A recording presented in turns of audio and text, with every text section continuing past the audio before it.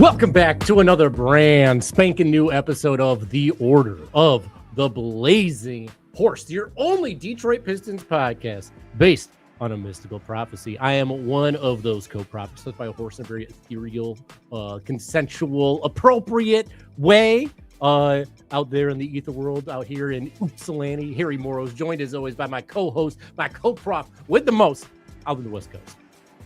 Mickey Jacobs here. Glad to be with you, Harry. Glad to be joined by friend of the pod. You know him from Game Theory. You know him from Pistons Pulse. You know him from just being a basketball genius and overall great dude. Bryce Simon, welcome back to the pod, sir. What's up, guys? I'm glad to be here. I was watching that intro, and I'm not going to lie. The Isaiah Stewart block clip came up and just was like a reminder that Isaiah Stewart is no longer a Detroit Piston, and that you may have to redo the intro. Also, I was on a Thunder one the other day with Andrew Schlecht, and there was a lot of Isaiah Joe and Aaron Wiggins on that one. And you realize real quick that he was going to have to redo one.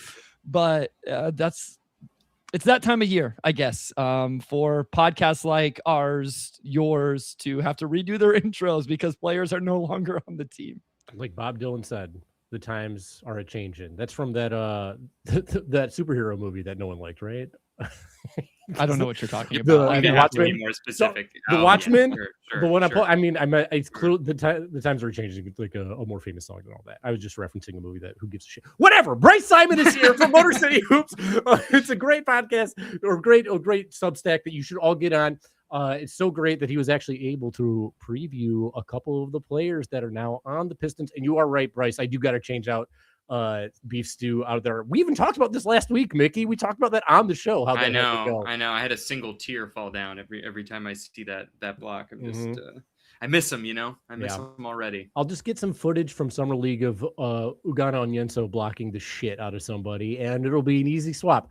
It's a good thing. I was literally on the verge a couple weeks ago of putting the Tobias Harris 3 Selly in there for part of it because it's like my favorite thing about him. But when I caught on pretty early that he probably wasn't going to be back, and he's not. So let's just get into it. Let's start with the Pistons that are leaving this team. Bryce, how do you feel about it? We've got 3 main departures at this point? Three departures essentially from the Pistons at this point that we know of. So let's start here. Or for me, Isaiah Stewart was a huge part of this team. And I have consistently said recently, I thought he was the second best defender on this team last year.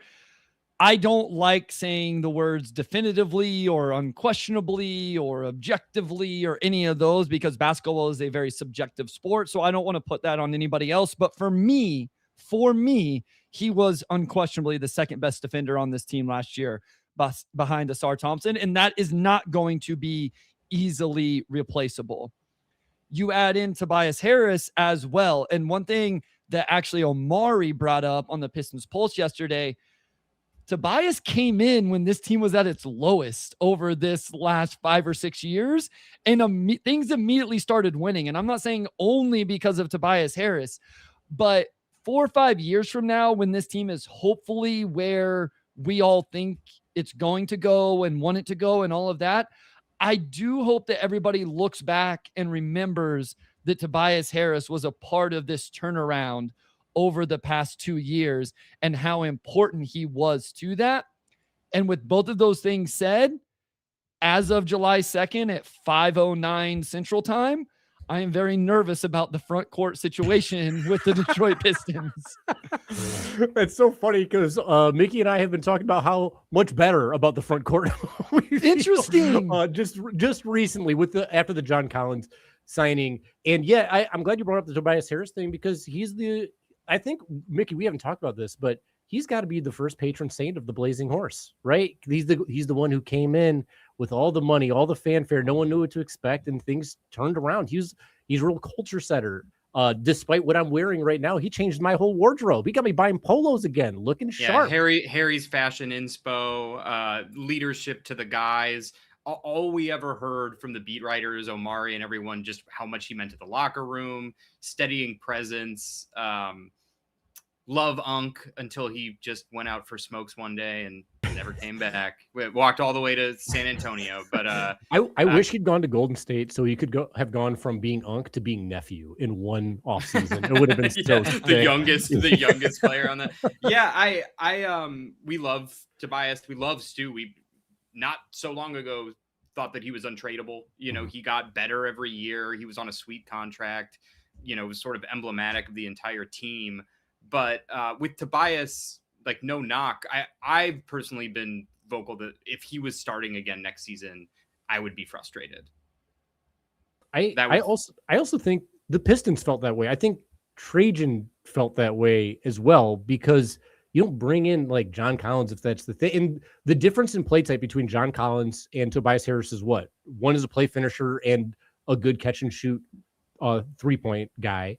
And the other guy is like kind of a back down, a little bit more ISO player. There was more playmaking or shot creation in Tobias Harris's hands. And I think even with how well he was in the playoffs, Trajan in the front office was probably like, yeah, we need that creation, but we don't want it from that position. We don't want it at the rate that Tobias is giving us and the way that he's giving it to us at the expense of someone who can stretch the floor a little bit. No shade to Tobias. Stretching the floor a little bit ain't something he's great at. And we love Tobias. Like, he was an absolute fucking stud. But I think this is a shift in mentality for how the Pistons would like to operate. Bryce, how do you feel this? Let's stay on Tobias Harris right now. We'll shift over to Isaiah Stewart. And then we also got to give shout outs to Marcus Sasser too, who I think is just the sweetest boy on the Pistons. No more. But how do you feel about this potential shift in just not identity, but strategy, I guess, for the Pistons? So this is a 1-to-1 move I do think is an upgrade. So to your guys' point where you guys feel better, I understand that. My point was, I don't think it's a massive upgrade, even though I do think it's an upgrade. And then I think the center position right now is just not as good as what it was a month ago. One, Isaiah Stewart's not there. And two, Jalen Duren is still not technically on this team, right? I mean, I guess he is on this team, but sort of, kind of, whatever. Like, I'm sure we'll talk about that at some point. So no Kings. That was where I was coming from in terms of being a little uncomfortable where the front court is at. The only place that I feel like Tobias would be better than John Collins next season is what you talked about. The isolation stuff, the ability to create a shot for himself, potentially others. I do think John Collins will be a better defender. I think John Collins offers small ball 5 that Tobias Harris didn't necessarily offer. You can look at the numbers. I posted this on Twitter. He's a better offensive rebounder by a pretty wide margin and was actually a slightly better defensive rebounder, which means he's really good because Tobias was an awesome defensive rebounder for this team. There's a little more athleticism there. The 3-point shooting and all of that, you can go see those numbers. I think it's going to be a slight upgrade there as well. And so John Collins was a player I wanted this team to go after. That's why he was my second Detroit Pistons potential offseason acquisition video breakdown on the shameless plug of the Motor City Hoops Substack. It's free. So, go watch it. Go subscribe to it. Much like you should do to our show. Not to interrupt you a little bit, but it's an easy segue there. Perfect. Thanks for the short roll assist. I like John Collins on this team. I truly, truly do. I still think even if they bring back Jalen Duren, I would like to see one more move, one more addition, one more player, whatever, however you want to say it, to the front court, whether a true backup 4, whether a 4-5 that can give you a little bit of both, whatever. One more move would make me feel a lot better about the quote unquote front court. If the rumored, not that we've seen any traction on this, but if the rumored Isak Bonga pickup happens, would you feel better? I haven't done enough. I will be completely transparent with both of you, the viewers, the listeners. I've done the stats thing. I've done the Google search. I understand who he is as a player in theory and all of that. I'm waiting for something official to happen before I go. There will be a video breakdown if that news becomes official at some point. I'm just going to hold off until that. Just to address another front court rumor that could have front court implications. Apparently, the Mavericks had interest in Sasser. Do you think there's any world in which there's a package that could Sasser, maybe Karras, someone else for PJ Washington? I know they just got Santi Aldama. And if so, do you think that who would start? PJ, John Collins, or are those two kind of, is there too much overlap there? Could they both play at the same time? Yeah, that's really interesting. So Wes brought this up to me today as well. And we talked through it in terms of, is Collins solidified as a starter, or could there be some, flexibility with that? My short answer is yes. If they can trade for PJ Washington, yes. My answer is yes. And I do wonder, right? They have Derek Lively and Daniel Gafford. They just drafted Merez. I still think Cooper Flagg is probably best at the 4. You mentioned they just traded for Santi Aldama. They gave up real draft capital in that trade. It's not the best first-round pick that's been traded over the last week, but it's a protected first-round pick that turns into a second. The Golden State top 20 protected first-round pick. 2030, I believe. So, yeah. So it makes sense that PJ Washington could be on the move, and I would feel really good about that. That probably means John Collins is playing 50% of his minutes at the 5, right? To get him to the amount of minutes you would want. Maybe not quite that much. I don't know. That's interesting. I don't think you could start all 3. I don't think you could go like Cade, Asar, PJ, John Collins, Jalen Duren. You're not doing that. You could probably play them together in lineups. Yeah. But it would be, that would be interesting. I like the players though, and I would feel better about the general depth of it. I think I'd really have to believe in John Collins being able to play legit minutes at center consistently. I'm not super of the belief of John Collins at the 5, but I'm here for it. I know people like are really down on his defense, but like I don't think it's horrible by any stretch of the imagination. People are like, well, he's not blocking enough. He's had 3 total seasons where he didn't average over a block. I know it's like stocks aren't everything, but like Duren's had 1 season where he's averaged over a block. So it's like there are things to like look forward to, and we'll have to see how it goes. Do you have any feeling about Ron Holland at the 4? Because people seem to think of him not as a 4. I feel like, especially after watching his defense last year, there were a couple matchups where he was like against Pascal Siakam, and I was like, yo, this guy kind of has the right body and the right footwork to handle this sort of matchup. He's a big boy. So that's probably something that I should consider more when talking about the forward aspect of this, just the minutes at the 4.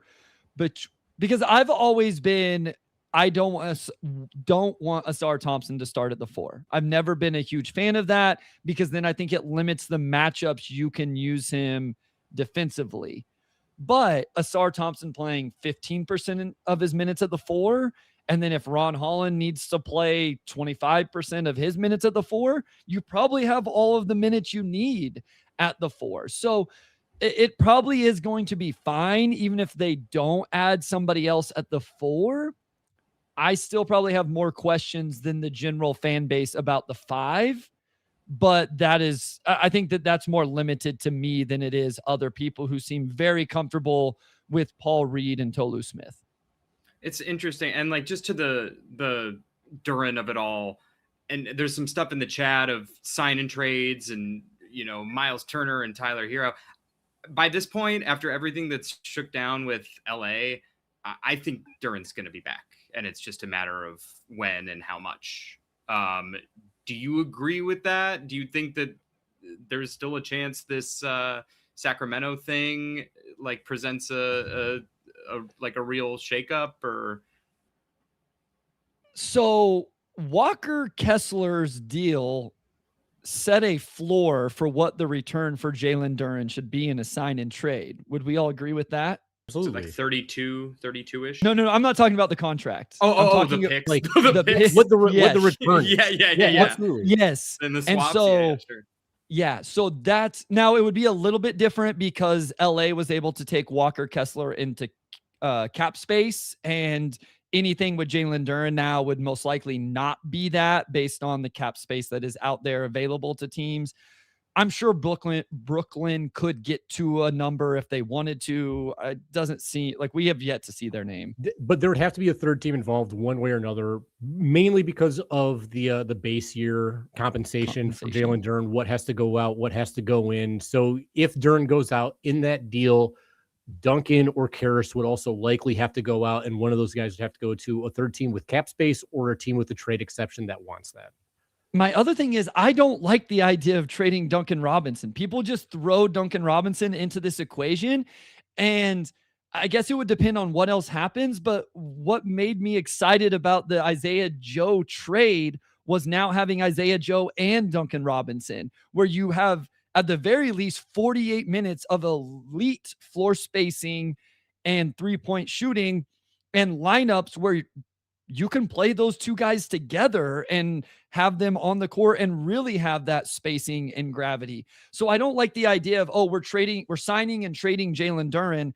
And to make that happen, we also have to include Duncan Robinson. So I guess my point is they better get a heck of a haul back. Right. Like it better be ridiculous based off what the Lakers just gave up for Walker Kessler. It's got to be almost better than the Giannis package when it comes to like assets. And so what are we talking ourselves into, guys? It's not going to happen. Exactly. So a long way to a very short answer, Mickey. I think he's going to be back in Detroit. And I've said this on multiple podcasts. One, I do not blame Jalen Duren and his representation for handling this the way they have. They should have done this. This is quite literally his representation's job to get him as much money as they can. Now, because he's a restricted free agent, that's a little bit harder, but they should have went to all of these other teams and all of that. Here's the other thing. I don't blame Trajan Langdon for handling it the way he's handled it either. No. Okay. I want to say like a couple things on that point as well. Going into restricted free agency, we've seen for a couple of years how this restricted free agency thing works. If Trajan's party and if Duren's agent did not think that all of these steps were going to play out exactly like this, then they're not good at their job. And I guarantee they're both good at their job because of the jobs that they hold. Like no one's getting screwed. On top of that, Duren's agent reps Tari Eason. He's going through this twice over. He's not messing this up. I feel like there's a lot of sense of like, Duren's got to feel like so disrespected.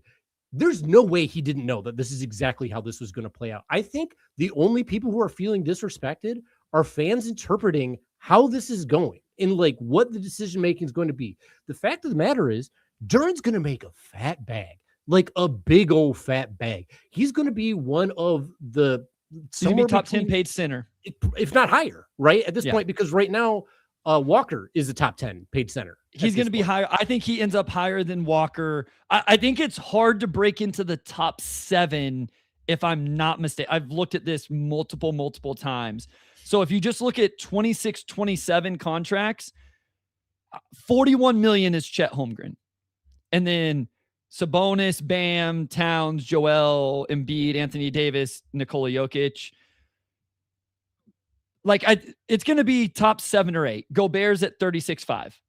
Right. And it might be right in that range, essentially. Yeah. And all these guys are either spacers, facilitators, or anchors of defense as well. He brings a lot to the table, and he brings youth. What Trajan said about we offered him what we think is the most lucrative offer he's going to get is probably true. Like even when it came to cap space, when he said we'll match whatever offer, it's because he knows no one's offering him the max on this deal. And both teams should know that. It'd be nice if they just like came to terms with this deal and like moved forward, because it seems like it really is going to be an impasse. And to take the qualifying offer and to risk losing, you can't do that, millions of dollars is outrageous. It's outrageous. Two risks. One, you risk getting injured and blowing it. Two, you risk having a repeat playoff performance like you did. Now you just lost another whole bunch of million just because now there's like no question of what if. Third, you're another year older. So In the chat, we got Michael Dompier and Kevin Alford talking about how Trajan might have outplayed the whole league about Duren. I think he just played it right. And Trajan has showed he's been very savvy with contracts. Every role player that he's brought in has been a floor spacer, which he's known has been a big problem for this team. Every role player he's brought in has what sort of contract? Like 1 year guaranteed? Yeah. Tops 2 years on this John team. Collins' contract is that. I was shocked that Collins' contract was only 1 year guaranteed. It's crazy because it seemed like Collins is probably a sought after free agent in a highly needed position, like a position need for almost every team in the NBA. I got yelled at on the Pistons Pulse, and I'm not trying to. We have an awesome fan base. Like I obviously appreciate everybody, but people were mad at me that I said you might be able to sign him to the non-tax MLE.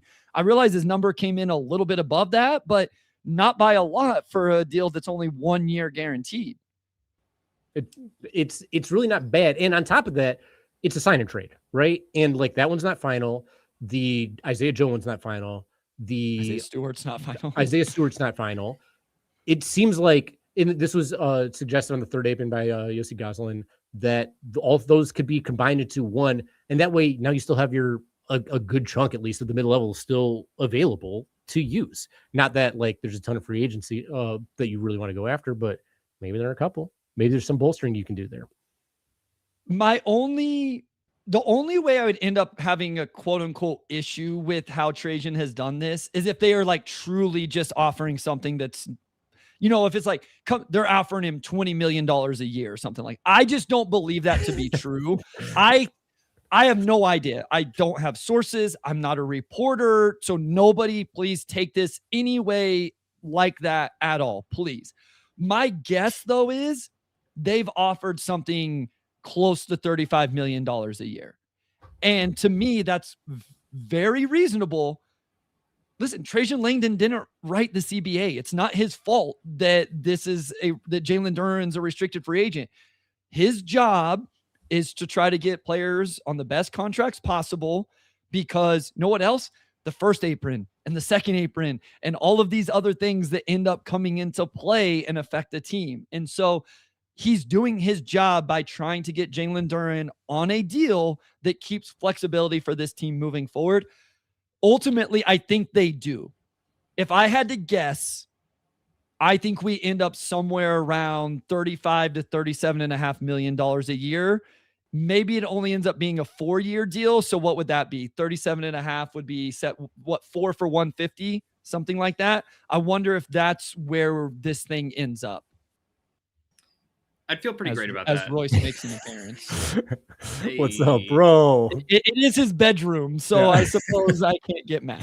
Well, from your classroom to the bedroom is a great move. Mickey, as you were, how would you feel about that? I'd feel great about that at this point. I mean, and I agree with what you're saying, too, about just how everyone's done what they're supposed to do in this negotiation. I just think, and this isn't a hot take or anything, but I just think social media and the drops and the forums are just, there's a lot of emotion assigned to it now. And there's just, even like the playoffs, like the Angel Reese stuff, everyone's like, Duren's a clown. He wants to go to Sacramento and not play serious winning basketball. And it's just, I think this is sort of how it's always gone. It's just now there's a content machine that feeds off the need for a take to fire off takes. I mean, look, we're part of it right now, but I'm trying not to be as. Can I give a hot take speaking of that? Drop it on us. I actually think he'd be really, really good with Darius Acuff. Like, I don't want Jalen Duren to leave Detroit, but my first thought was he would be a lot of fun to watch play with Darius Acuff. I think YouTube user asked about the Jonathan Kuminga style contract. I will just say this. I think the difference between Duren and probably all 4 of the players that went down the restricted free agency path last offseason, I don't think any of them were getting offered nearly what Jalen Duren is getting offered right now. You don't think Josh Giddey was getting offered $40 million? I do not think that was happening. So that's why his is, whenever we talk about not taking the qualifying offer, that's why. Because those guys didn't have 4 years, even if you say it was $140 million, or if Trajan's offering a 5-year deal. Those guys didn't turn down near as much money. I think the 2 that played on the qualifying were Cam Thomas and Quentin Grimes, right? they weren't turning down the type of offer that I believe, again, not reporting, I want to be clear, that I believe Jalen Duren has on the table right now from Trajan Langdon and the Pistons. The other element of it is also none of those players made all NBA and qualified for the max, Yeah. right? Like that, I think that like complicates it a little bit, Yeah. but the reality of it is, I think even if he had played pretty well in the playoffs, he wasn't going to get that max. Like it's just like such an insane amount of money to offer anybody. And as we just saw with how players are moving right now, it seems that GMs are really afraid of big old contracts. Like, don't stack up those. I mean, look at what Trajan's done. Everything that he's doing, he's been very, I'd say by his actions, he's got a very clear, I'm not going over this price for how much I'm going to pay you as a player or how much I'm going to pay for you to acquire you to come to my team. And maybe it's rubbing some people the wrong way because it's like going a little slow, but it's just not going to bury this team in the long run. They're trying very hard to be flexible. I think the big word is flexible with this team. You know what the biggest contract is right now until Duren signs his? Outside of Cade. Outside of Cade? Oh, I got to think about that for a second. For guaranteed money or just like on the books in general? Just in 26-27, what will eventually be the third highest contract after Cade Cunningham and Jalen Duren, barring some sort of other big move or something? It's either Duncan or Karras, right? It's John Collins. John Collins, 16, his 16.2 is the next highest. You have him, and then it's Duncan, Karras, Isaiah Joe at 11, which has a team option the next. So here's to your point. Think about those contracts. Collins, non-guaranteed the next 2 years. Duncan's not even guaranteed for this year or next year. Karis LeVert, expiring. Isaiah Joe, team option, which essentially means it's expiring. Even if you go to Kevin Huerter's deal, which I'm not a huge fan of, club option on year 3. So, like, talk about flexibility. And here's why I don't like flexibility. I'm tired of living in the over-under cap every offseason with this team because it drives me crazy because I don't know which one they are. Did they sign it with the room exception? Did they sign it with the non-tax MLE? I have no clue. Mickey, how do you feel about the Kevin Huerter bringing back Red Velvet, getting dessert back on the table in Detroit? Well, I mean, Bryce, could that contract be moved right now, or could we not trade him so soon after signing him? Isn't there like a 60-day thing on that or something like that? That's sort of what I thought. Because to me, that's where look, he hasn't been. It's more than that. It's an amazing shooter since a while ago, but I think he's a toolsy guy. I think he's a good cutter. I think he's a smart dribble pass, sometimes shoot kind of guy. I actually think he plays pretty decent defense. But that's where the Duncan stuff confuses me because I'm just starting to wonder, we still have some glaring holes on the team. And I'm still wondering where some of these minutes are going to come from for some of these bench players. You know, we've got Danis, Joe, assuming Joe comes off the bench, which I assume he would,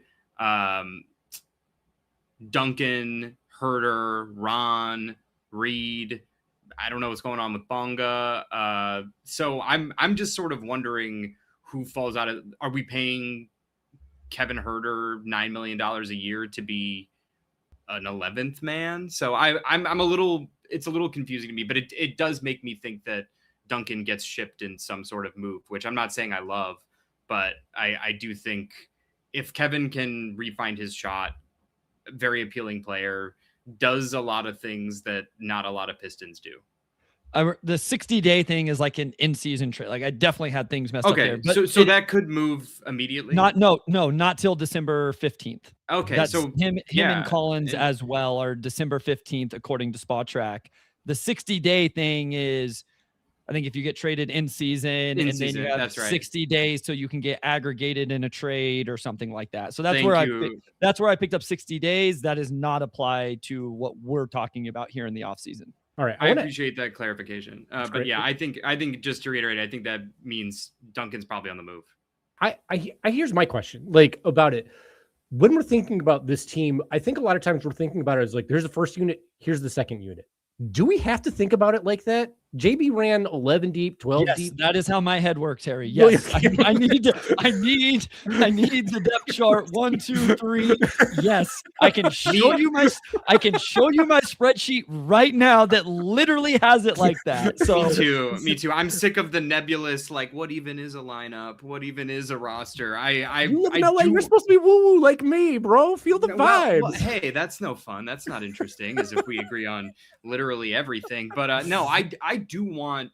I think so much. We've talked about this for like the past couple of years. Is so much about the Pistons has felt, incomplete. We haven't spent, and I'm not even saying we have to spend all our picks, but I do want people to be able to know roles. And I actually think that some of the failures that happened, not that there were many, were because of like people not knowing their roles and roles changing from playoffs to a regular season to the playoffs. So I'm craving that a little bit. I am craving a little bit of, I'm not saying you can't play 12 guys in a night. I'm just saying I want to know a little bit who's our, and like, with some variance. But yeah, I would like a little bit of, role security, I guess. All right. I don't feel so bad about the Kevin Huerter deal at $9 million because it's almost half of what Karras got paid, right, in the first place for like the same amount of time, 2 years. The money's guaranteed. I expect him to be playing a little bit less as far as minutes go compared to Karras, and I think he's a better all-around like utility guy. And I like Karras. Like I'm fine with Karras as a player and everything.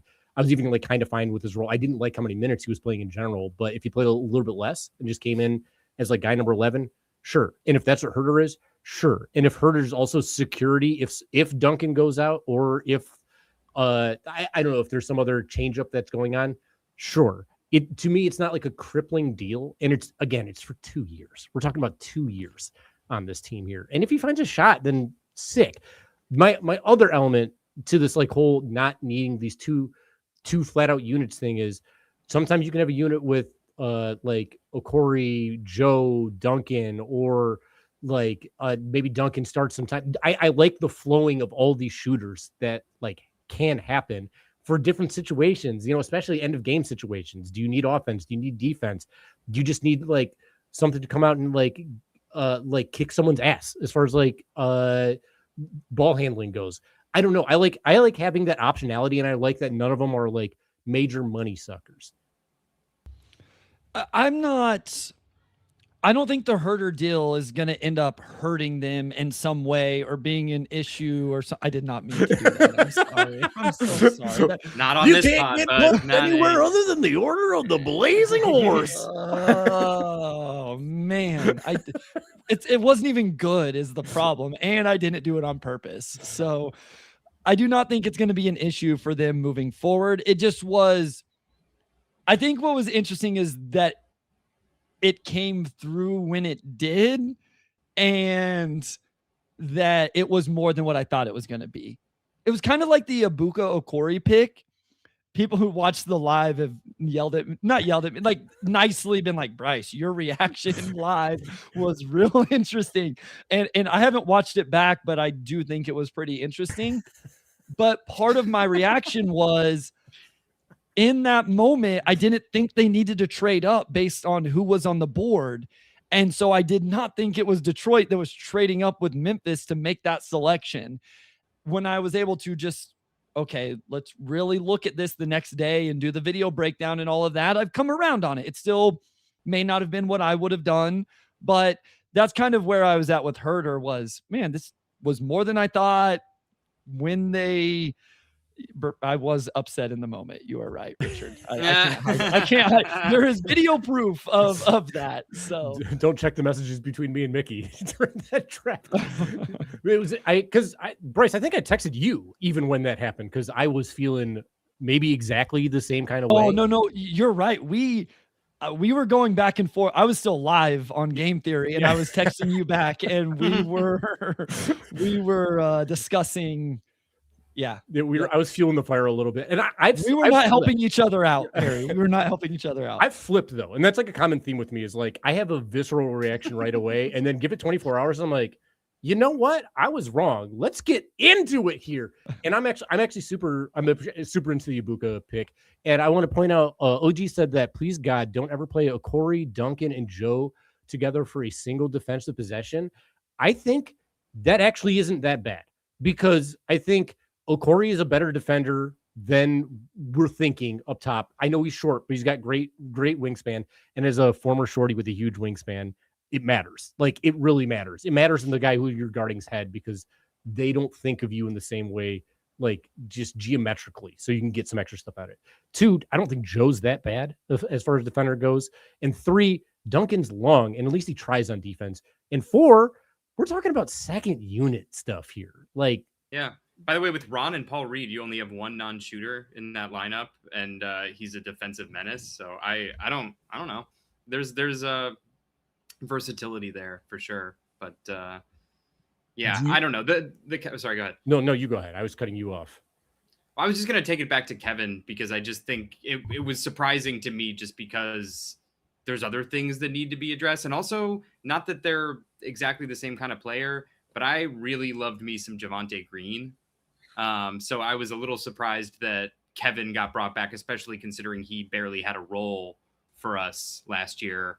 Karras is still on the right. It's kind of that, guard wing log jam kind of thing. But I mean, the moves aren't done yet. So we'll see. I think there's a lot of just quick reactions and what the hell is Trajan doing? And everyone got Jaylen Brown but us. And I'm still interested to see sort of where the chips fall. Is part of this just waiting to figure out how much Duren gets paid, do you think?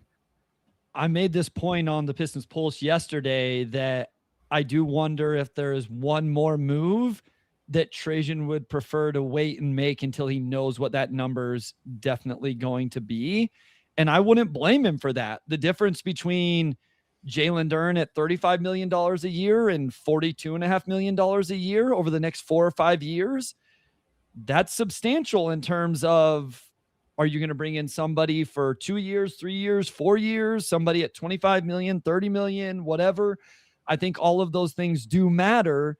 And on top of that, they probably haven't had time to really discuss the Asar Thompson extension. And I don't know if that gets done this offseason. They have a long time to figure that out. And of course, they could let that play out to restricted free agency next offseason. But for a big move to happen, I do think you would want to have a better feel for what Jalen Duren is, or if Jalen Duren's going to be on your roster at all, right? Because that definitely changes what the quote unquote big move is. I will also say this offseason has kind of ended up going the way I eventually got to before it started, which was we weren't going to see a big move. We were going to see them run it back, maybe upgrade on Tobias Harris. I thought maybe it would be Tobias Harris off the bench with John Collins starting or something like that. And then a slight upgrade over Duncan Robinson. I don't know that they did that in the way I thought, but essentially the combination of all of those guards with Isaiah Joe, Duncan Robinson, Ibuka Okori, Dennis Jenkins is kind of what I thought that they would go for. And so far it has been what I felt like this offseason would be for the Pistons. Great. Because is that a good thing, would you say? Or are you happy? Or do you think they've taken positive steps to move forward overall, even if with your doubts about the front court? Assuming Jalen Duren is back, I think this team is probably slightly better than what it was last year. The number 1 seed in the NBA or in the Eastern Conference. Well, in that Eastern Conference. In that Eastern Conference. Very fair. Yeah. I mean, I think we could see a slight, I think Cade could get a little bit better. Not a lot. Like there's not a whole lot left there, but a little bit. Some of this would come down to like Dennis continuing to improve and grow into that role. Isaiah Joe is obviously a huge addition, especially if you keep Duncan Robinson. Some growth from Asar Thompson. Some like lost in all of this is Jalen Duren could get better than what he was last year, even in the regular season. Obviously really needs to be in the playoffs. What's holding me back is I'm going to end up being like the person that isn't like the Paul Reed non-believer or whatever. You're already branded yourself that way, bro. I know. It's right. It's not Paul Reed, the backup center. It's whenever Jalen Duren doesn't play, and now they're counting on Paul Reed and Tolu Smith. And like, it's more of an Isaiah Stewart thing than it is a Paul Reed thing. To me, I feel like you felt so comfortable with Isaiah Stewart as your backup big, and Paul Reed was the best third big in the NBA. I hope he just comes in and he just like crushes this role and he's awesome. And I think there's a chance he does. But as I said at the top, I think the front court gives me a little bit of pause right now. Chat's also down with the Isaiah Stewart thing being a really bad move overall, or a sad move, I should say, overall for this team's quality. Well, Can I jump in? Yeah, Harry, absolutely. Yeah. Just plow through what you were saying. I think it'll be disappointing if there's not another move made, because sort of my understanding that I know some people are going to say that was just to make clear money for Duren, but I think that there is still a need. And I think that Paul Reed was such an amazing third big because I think he's better than a third big. I think he might not be the greatest backup center in the world, but just the way he was able to step up in the playoffs and be good at so many different things, just very versatile. I think he could even play some spot minutes at the 4 if you needed him to, if they wanted to go big with it. But this kind of segues nicely into our next segment, because we have some cap space. Do we? I don't know. We have money to work with. How about that? We have some money to work with. But we've addressed the shooting. We haven't really addressed the creation. In fact, to Bryce's point, we've lost some of the creation in Tobias. Cade doesn't have a running mate still. Brings us to our final segment. It's the big one.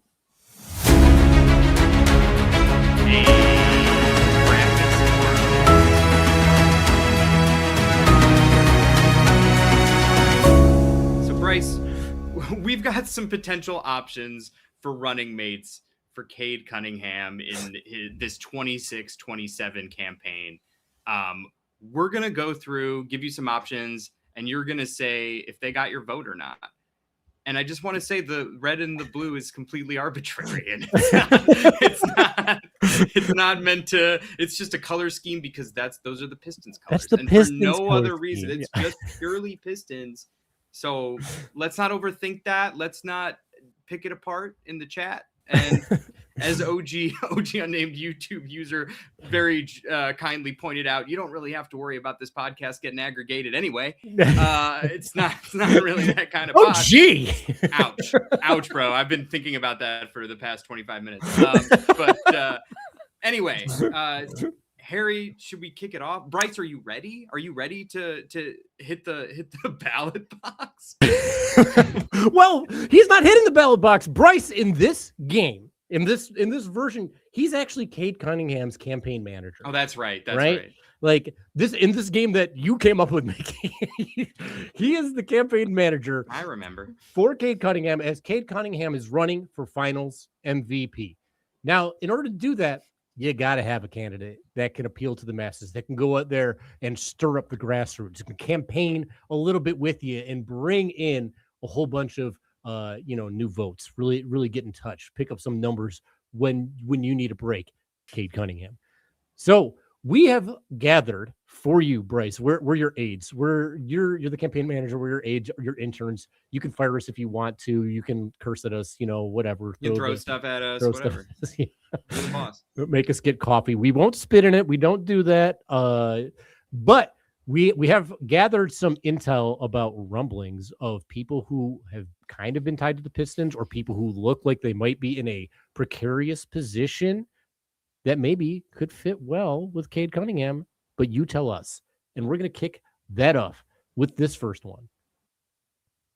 You've seen the name for God knows how many weeks, months, years at this point. He's been tied to the Pistons and tied to Trajan Langdon. What do you think about running with Trey Murphy, the third fee?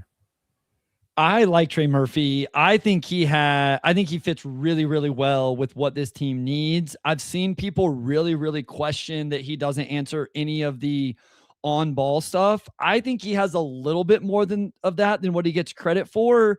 It's not a lot, right? Like it's not crazy amount, but he definitely is going to play off of Cade Cunningham really, really well. And he is a big time scorer and floor spacer and shooter in that role.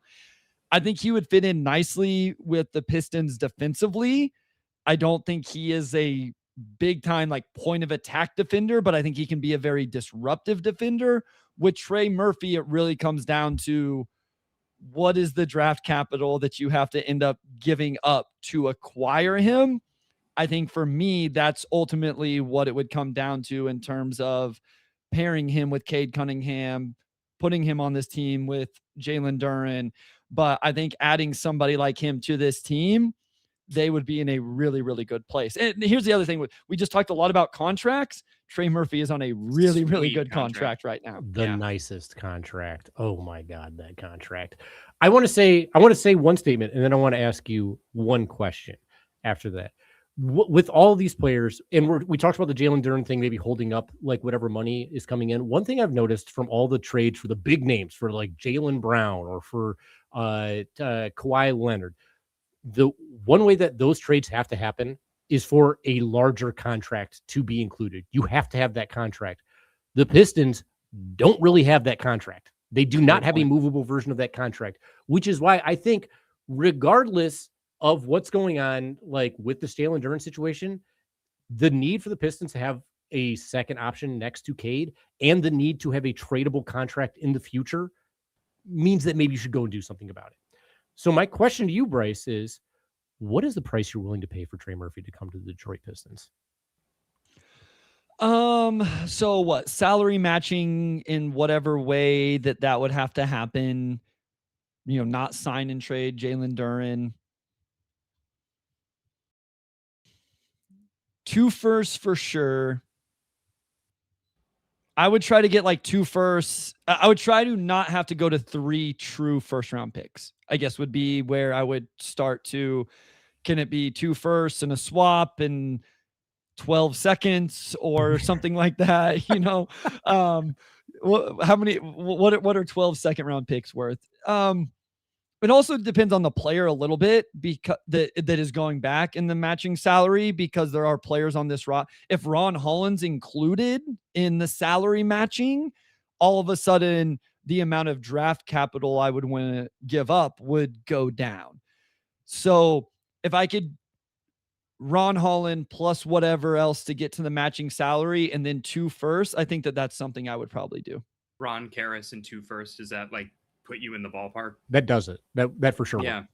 I would do that. I assume the Pelicans would tell me no. Okay. I would do that too. Harry, would you? I love Ron, so I don't really want to give him up. Okay. I'd really like to try to keep Ron Holland, especially because we've talked about like how out of all the 4-5 position and even like the 3 is a little bit tough with the Pistons right now. I would much rather, and I love Duncan too. I've kept Duncan out of talks for a long time. I would rather do Duncan, Karras, 2 firsts in a swap than Ron Holland in 2 firsts. I would rather do Duncan, Karras, 2 firsts and 2 swaps, to be quite honest. I would listen to that. So here's the scenario where I would be more willing to move Duncan Robinson, because I think you're replacing him with another elite floor spacer that offers more in terms of all-around scoring, athleticism, and defense. So if I'm getting Trey Murphy, I'm okay putting Duncan Robinson in the deal because I can still go to a lineup with 2 elite floor spacers when I want to, with Trey Murphy and Isaiah Joe, or have 48 minutes of at least 1 elite floor spacer with those 2 guys. How about that to me? Okay. Sorry. No, that to me just makes up for the lack of creation, is the defense, the shooting, the size, the sweet contract, and the fact that, I think that makes life easier, not just for Cade, but for Ausar and Duren. I agree. Michael says I would not include Ausar Thompson in a Trey Murphy trade. I don't think anybody. No. Michael just brought up that. I think he said Pelicans must be fans or whatever say that. I can't read the full thing, but it's all good. Sorry. I see. I think people really undervalue Asar Thompson and overvalued Isaiah Stewart's trade value as far as like defenders go, because I don't think they're the same class of player, athlete, or prospect in general. And to me, Cade's untouchable, and Asar's pretty damn close to untouchable as well at this point, unless the return. I think Asar became more valuable the day Isaiah Stewart was traded. 100%. Yes. Essentially, Trajan said, we want to be a defensive team. Asar Thompson does that. You can't trade Isaiah Stewart and then over the next 12, 18, 24 months also trade Asar Thompson. The only way I think you ever trade Asar Thompson, I shouldn't say ever, that's aggressive, is if Ron Holland gets to that level of defender, which I think Ron is going to be a really good defender. I don't know that he's first team all defense level defender the way that Asar Thompson is. No, I agree. And I would potentially offer a third first if it was like top 20 protected or something. Sure. All right. We got other running mates. We're okay, Come on, guys. boss. Let's keep it moving. Yeah. It's okay. Boom. Number 2. We can accept this one right away. We came up with it while the talks were going on. Sign and trade Jalen Duren. You get Domantas Sabonis back. You also, let's say you get just an insane treasure trove of firsts. What do we think? Okay. Is this plausible? Would you consider this? You're passing? I don't think Sabonis is a good fit with Cade Cunningham offensively, and I don't think it's a good fit defensively. It would really have to come down to just a ridiculous draft pick first, multiple firsts. I'm okay here. The only thing I'll say about it is if you get an insane amount of capital, the Pistons only have their firsts to work with. They have no other movable assets. They have no additional first-round picks. They have no players that are worth trading at this point. If you want to get assets while still having a double-double machine who's also a great passer, who kind of can kick ass offensively, who is a defensive liability, who you'll get off of in a couple of years, it's not the end of the world. But I totally get it. Mickey, any last thoughts on Domantas Sabonis? Well, actually, just to play devil's advocate. No, I'm Moving on. Number 3, Cade Cunningham and NTMLE LeBron James. Was that an eye roll, boss? Was that an eye roll? Was that did I clock a deep sigh? Sure. I would I would do this for a year. Sure. If LeBron James wanted to come play for the Pistons on the non-tax MLE, assuming that's what they have available because they go over the cap and after everything else plays out, sure. My pitch to LeBron, because it doesn't seem like the Pistons are really in the running for this, would be, hey, everywhere you're going to go, you're going to be like the third or fourth option and an afterthought. Right here, you get to run the show next to Cade Cunningham. Like Cade's running the show, but you're also part of it. This is your best chance on the best team with great spacing, great defense, where you don't have to play the same sort of defense you just did in Los Angeles, and win a championship. Yeah. I would do this for a year, especially now where I don't think that there's probably a long-term player in play right now. So if it's we're not trading for Trey Murphy or anybody else that we might be talking about here, sure. LeBron James is still a very good basketball player, guys. He was still very good for the Lakers last year. And yes, but my answer would be yes on the non-tax MLE. If that's really all they would have. So it's the only way. And I know a lot of people hate LeBron and all that jazz. People are really mad at him for what he did when he was on the Cavs to the Pistons. He was going to do that to everybody he played. This dude's a fucking legend. On to the next candidate. Wait, Mickey, before we go, you have any parting thoughts on LeBron James? No, I like it. I can't think of anyone better as a mentor to usher Cade into his prime, help Duren. It'd be sick, especially if you could get him at a sweet rate. At that fucking size. Like, you fans could hate it all you want. He would be killer in Detroit. You fans. You sycophants. All right. Yeah. Next candidate. Another. Yes. Whoa. Ooh, fast yes. What? Tell us yes, and tell us what you'd give up for Kyrie Irving. And were you the guy who challenged them across seas in Thailand? That's going on social media right now. Mm-hmm. I don't know what you're talking about. What? Wait. What happened? There's some video. It doesn't matter. Bryce is not hyper online. We are. It's good. All right. I wouldn't give up a whole lot of draft capital because of the age and him coming off an injury. I just think Kyrie Irving is the exact type of off-ball guard, the exact type of guard you want to pair with Cade Cunningham. And we've seen it play out. We've seen him play with Luka Doncic, and it makes sense. I would want to know what the medicals are coming off this. That would be my biggest caveat with Kyrie Irving. Guys, Kyrie Irving has almost averaged 50, 40, 90 over the last 5 seasons. It's insane. I would encourage people just go look at the Basketball Reference page. And I know stats aren't everything. On the court as a Kyrie Irving is really, really good. I understand any questions about the injury and all of that. I understand all of that. But just as a basketball player next to Cade Cunningham, I'm not sure there's a whole lot better fits than Kyrie Irving. One statement on Kyrie and then one question about Kyrie. My one statement is people talk about him being a bad defender. When I watched him play in that playoff run with Luka, I actually thought his defense was pretty freaking good. I was so impressed. I disagree. I would disagree with that. Asar Thompson takes the best perimeter matchup. I think Kyrie can take the second one, or just like certain matchups, maybe Cade, depending on the size of the other team. Now, again, at his age and coming off the injury, maybe that defense takes another step back, right?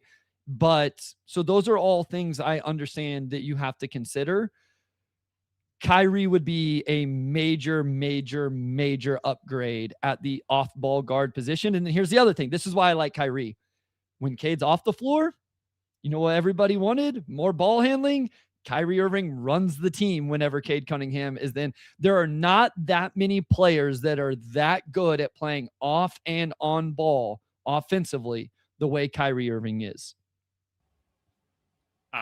I'm a big Kyrie fan. I would love it. My only real concern is the health, but I love the fit. I love the player. I love him mentoring Okori. I think that's so cool. And Danis. And Dana, yes. That would be huge.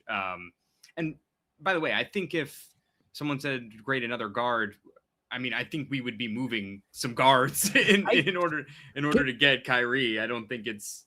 I want to say straight up, I think a starting 2 guard is the most important need on this team. I do too. Without a doubt, to me at least. I get like depth in the starting lineup. Yeah, I mean, yes.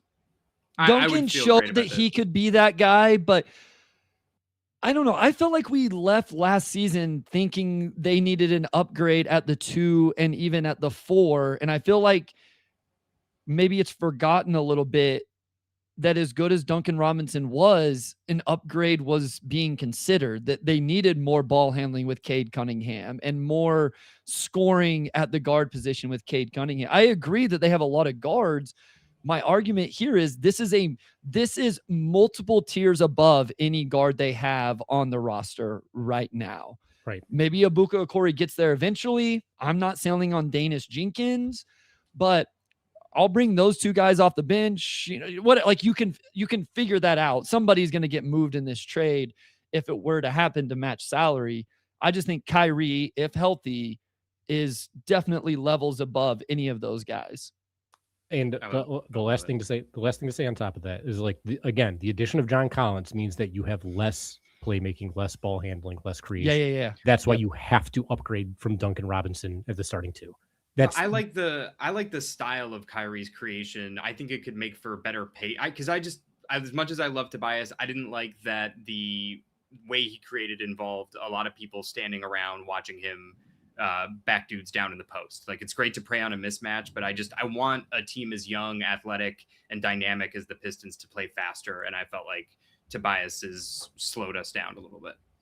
Robbie brings up a good point. I think they say, or a starting 3 so Asar can play the 2. I think that's fine as well. I do think that Cade's size and Asar's versatility in terms of defensive matchups on the perimeter, it doesn't have to quote unquote be a guard like Kyrie. If you can find a small forward 3-man that offers some of this on-ball ability along with the off-ball ability, like, I think that's fine. That is the versatility that one makes Cade special, but also Asar's, defense so special. It's essentially Trey, right? Like, that's what Trey Murphy is. I think some people want to play Trey Murphy at the 4. I'd be reluctant to do that personally. I agree with that.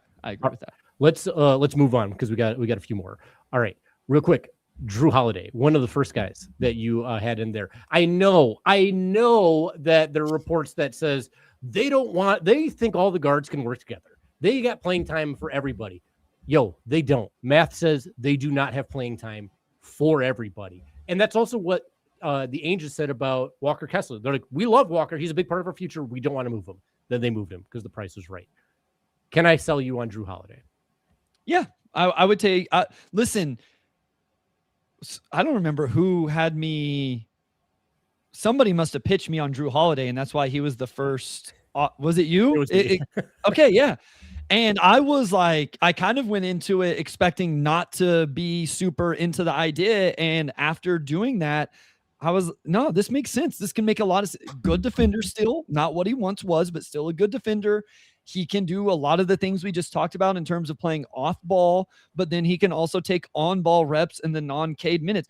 I think this would be a perfectly reasonable addition to improve on what you had last year, but, not go quote unquote all in or something like that, right? Like just, hey, we'll bridge this gap between last season and then, the next player that's going to really, really fill this role. So I think everything is about what does it take in terms of who are you sending out and what are the draft assets that you're sending out. But in general, the idea of Drew Holiday makes complete sense to me. Mickey? I like it a lot. I think there's the playmaking, there's the distribution, the scoring, and I love that you get to maintain your defensive identity. Just in this situation, Cade is taking on the other team's third option. I think that's great. As opposed to, I think that's great, especially swapping out John Collins or Tobias Harris for John Collins. I like that a lot. On the real, Cade could guard some fours as well. Cade's a big boy. Yeah. So. I mean, or you could have Asar guard fours and have Drew take the point of attack. So there's a lot to like there. I think after Kyrie, that might be I like Kyrie, Drew, and Trey Murphy. These creators, the two guards, to me that it's a better fit. But there's still stuff about Trey Murphy I like, as we mentioned. So the contract too, and the age, the timeline, and the slam ability. Okay, on to the next one. We got Tyler Hero. How are we feeling about Tyler Hero? Less excited than I would be about some of the other names we've brought up. I think for me, I would find interest in trading for him for 1 year and then that just kind of being it. But the thing is, then that's the type of outgoing salary. And to your point, I don't know that I guess it would be Lever and Duncan, essentially, right? Yeah. Like it's a tough game. If that's all it was, sure.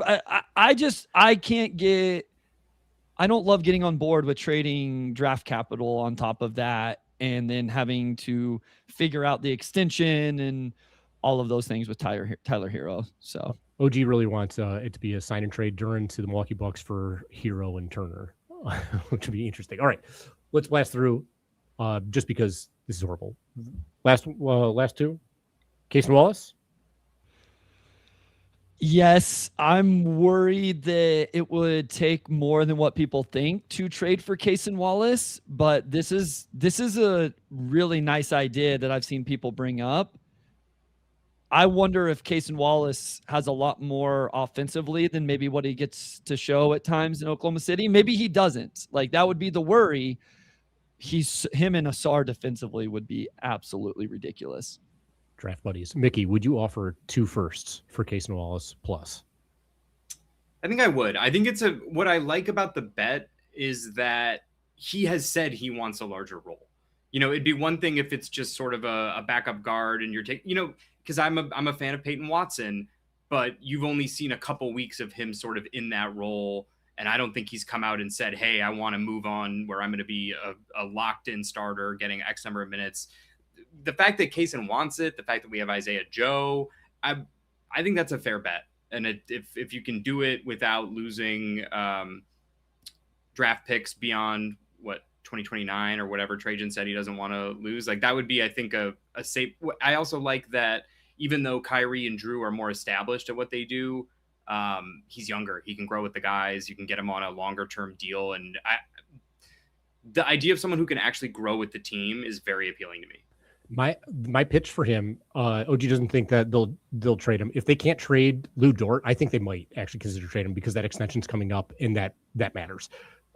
So there is that to it. Plus, if you get picks, if the price is right, you move a person who might not be in your future. Plus, they have AJ Mitchell. They have guards, and they just drafted Bennett Sturts. They have McCain. They have McCain. Like they have options to do it. So if you can get first round picks out of it, I'd do it. Here's the other reason I'd offer more picks than I think people would be comfortable with. When you extend him, you trade for him, you extend him, you potentially get him on a really freaking good contract for the future. So I think that could work out really well. All right, Bryce, last one. Cunningham and Bryce Simon, 2026. That pick is you, is that not?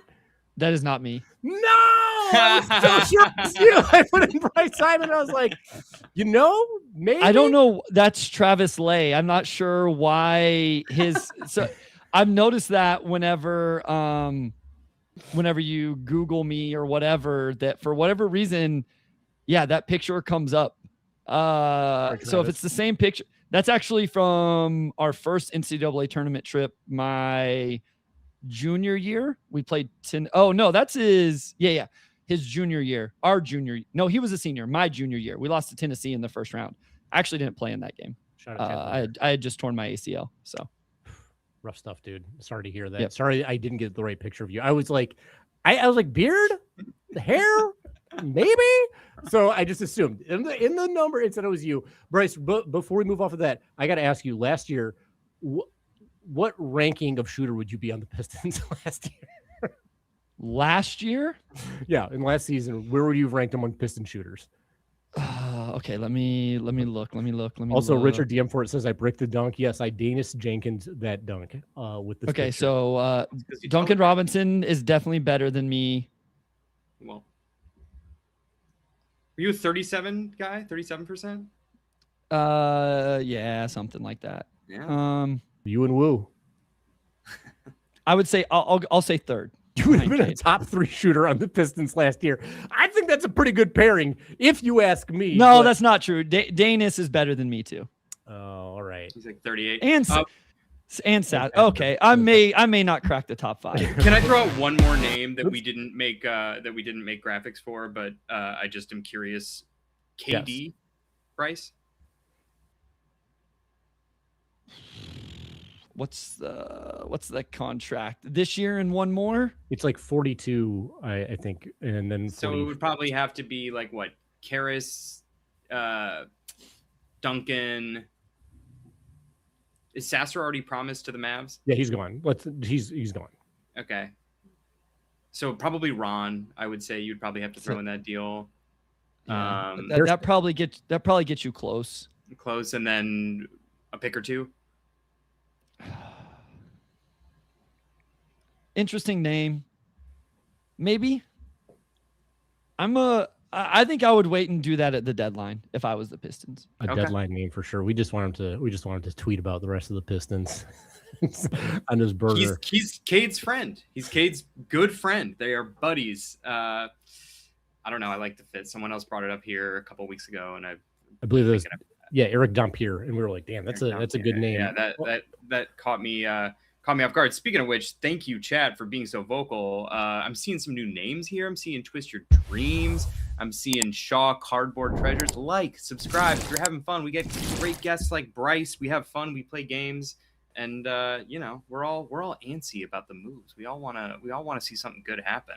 To Shaw Cardboard's Treasures question, is this a championship level team as it is constructed right now? I'd say there's a chance, but probably not. I do think they have a better chance if they make this one move. If you get one creator to pair with Cade, I think you have a very strong opportunity to be a very big contender at the end. Bryce, do you want to give any plugs to anything out there where the people should find you? Just Motor City Hoops on Twitter, Blue Sky. The Substack, as Mickey said, is completely free. I have breakdowns over Abuka Corey, Ugana Onyenso, Isaiah Joe, John Collins, any other moves that happened this offseason. Probably do some stuff from Summer League. And then if you want wider range, general NBA, obviously Game Theory podcast with Sam Vecini.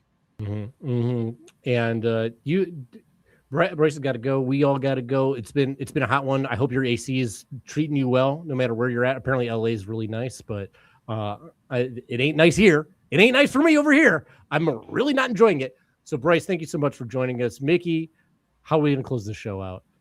The same way we do every week, by saying the acronym of the show out loud, because that's pretty much exactly how a horse would say it. Yeah. So I've been Harry. And I'm Mickey.